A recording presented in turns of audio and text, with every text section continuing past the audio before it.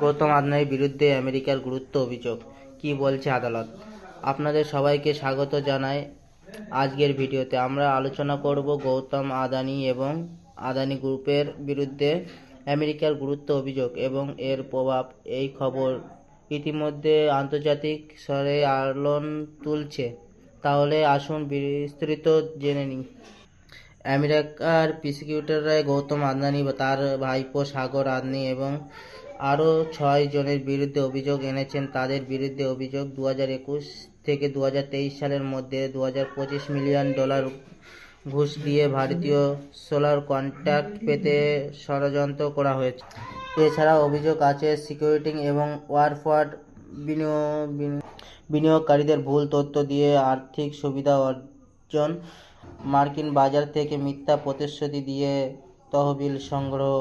আদান গ্রুপ এই অভিযোগগুলো সম্পূর্ণ ভিত্তিহীন বলে অভিহিত করেছে এবং বলেছে তারা আইনানুগ পরিষ্কার ব্যবস্থা নেবে। এর ফলে আদানি গ্রুপের শেয়ারের দাম ব্যাপকভাবে পড়ে গেছে এবং বিনিয়োগকারীরা প্রচুর টাকা হারিয়েছেন।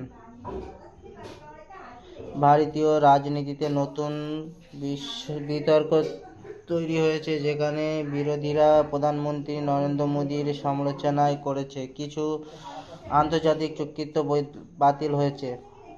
উদাহরণরূপে কেনিয়া সরকার আদানি গ্রুপের সাথে তাদের বিমানবন্দর প্রকল্পে চুক্তি বাতিল করেছে।